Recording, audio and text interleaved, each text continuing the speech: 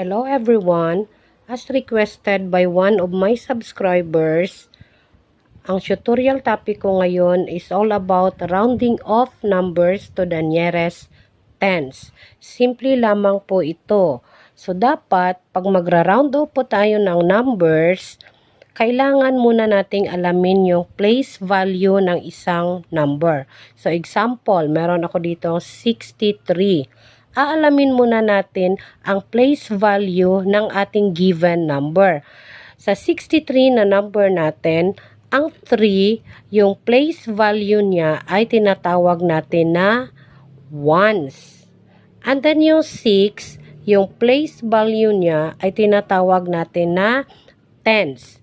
Since ira-round natin yung number to the nearest tens, so, ang first step na dapat nating alamin is ang ating tinatawag na rounding digit. So, ibig sabihin, ito yung number na dapat nating i-round off. Since tens yung ating hinahanap, ang number dito na nasa tens place ay number 6. Meaning, ang number 6, ito yung ating tinatawag na rounding digit. Okay, so kapag nahanap na natin yung ating rounding digit, papasok na yung ating rule number 2. Titingnan natin yung number na nasa right ng ating rounding digit. Since ang rounding digit natin ay 6, yung number na nasa kanyang right, titingnan natin. Kapag ang number na nasa right ng ating rounding digit ay 4, 3, 2, 1, and 0 or 4 below, so ibig sabihin, yung rounding digit natin ay i-retain po natin. Retain or kopyahin lamang natin yung ating rounding digit. So, ang rounding digit natin ay 6, tapos yung nasa right niya ay number 3, pasok siya dito sa rule number 2, na meaning, i-retain lang natin yung ating rounding digit na 6, retain or copy.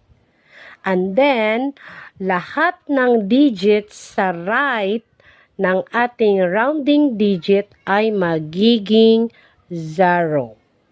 Okay. Another example is 76. First, hanapin natin si rounding digit. Since tens yung ating hinahanap, ang rounding digit natin ay 7. Titingnan ulit natin yung number na nasa right ng ating rounding digit. Dahil ang 6 ay nasa right ng ating rounding digit, papasok siya dito sa rule number 3. Na kapag ang numbers na nasa right ng rounding digit ay 5, 6, 7, 8, and 9, meaning round up tayo. Ibig sabihin, mag-plus 1 tayo sa ating rounding digit.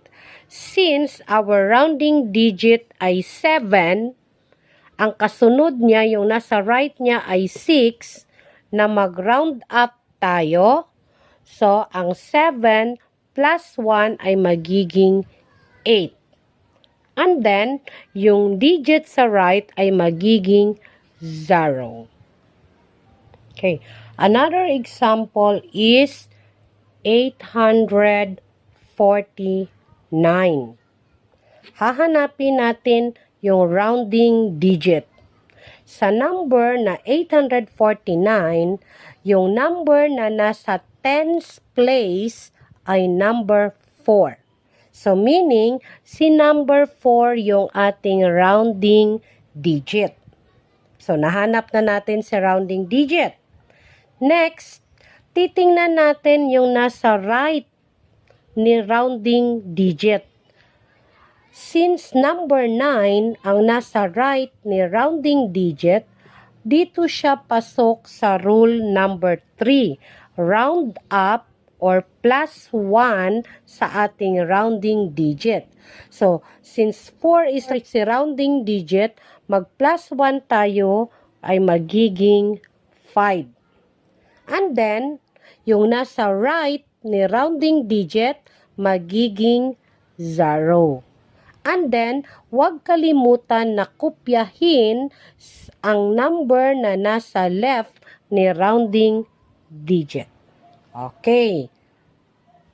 Another example is 38. So, i-round off natin to the nearest tens. So, first, identify the rounding digit. So, yung number na nasa tens place ay si number 3. At ang number na nasa right ay 8. So, dito siya pasok sa roll number 3 na mag plus 1 tayo sa rounding digit. So, from 3 plus 1 magiging 4. And then, ang digit sa kanyang right ay magiging 0. Okay? Okay, last example is 251. First, identify the rounding digit. So, si rounding digit natin ay tens place. So, rounding digit ay 5. Tingnan ang nasa right. Ang nasa right ni rounding digit ay number 1. So, meaning retain. Kopyahin lang natin si rounding digit. 5.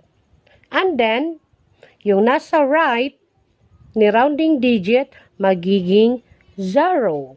And huwag din kalimutan na kopyahin ang nasa left ni rounding digit na 2. Okay, yun lamang po kasimple. Tandaan lang po yung ating mga rules.